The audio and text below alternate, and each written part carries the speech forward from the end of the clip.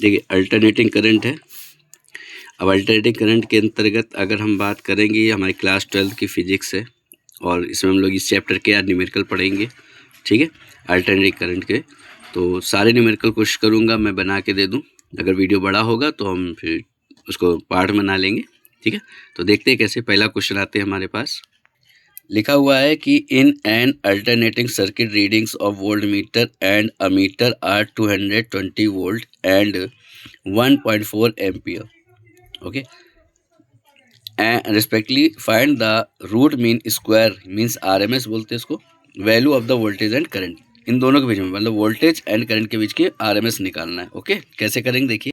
तो हमको क्या क्या दिया था, एक तो हमें दिया था वी नॉट, वो था हमारे पास 220 वोल्ट का, और हमें दे रखा था आई नॉट जो हमारे पास था 1.4 एम्पियर का।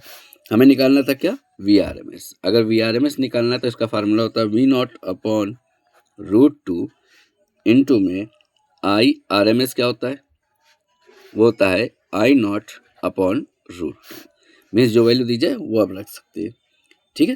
तो यहाँ पे हमारे वी नॉट कितना था 220 वोल्ट का, अपॉन में √2 का ऊपर नीचे गुणा कर दीजिए तो हमारे पास यहाँ पे 2 हो जाएगा। तो 220/2 गुणे √2 कैंसिल करेंगे 110 हो जाएगा। सो 110 √2 VRMS, और हमारे पास यहाँ पे हो जाएगा IRMS।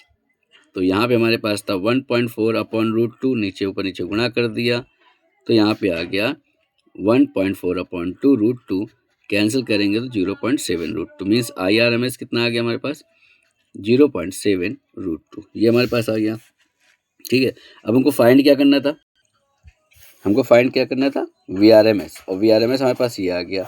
आप चाहे तो ये लिख सकते हैं, √2 की वैल्यू भी रख सकते हैं 1.41, ठीक है 4। इस पे आप मल्टीप्लाई करके सॉल्यूशन दे सकते हैं, ठीक है। ये आपका आंसर हो गया। चलते हैं नेक्स्ट क्वेश्चन की ओर।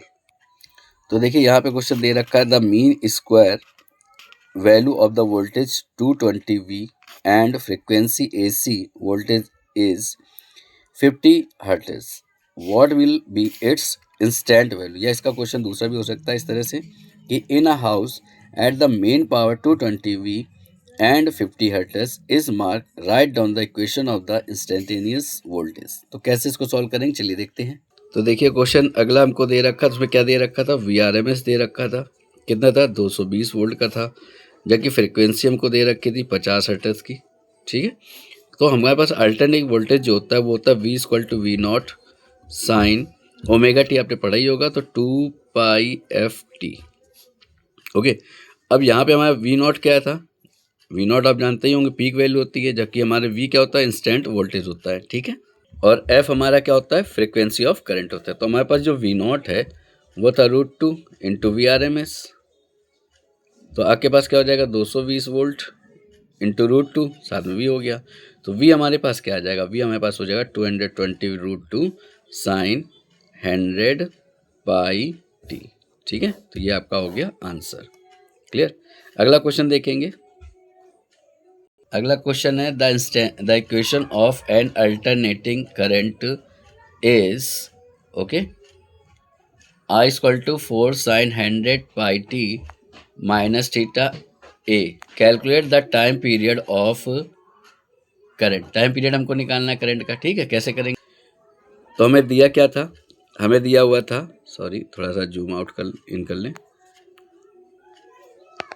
हमें दे रखा था I = 4 sin 100πt minus theta a।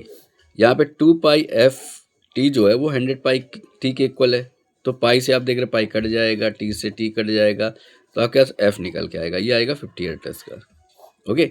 अब 50 हर्ट्ज आ गया तो आपको निकालना टाइम पीरियड, टी बराबर होता है 1/f, है ना। अब 1/f का मतलब क्या हुआ 1/50, और 1/50 का मतलब क्या हो गया कि आप इसको 0.02 सेकेंड भी लिख सकते हैं, ओके। चलिए नेक्स्ट क्वेश्चन देखते हैं।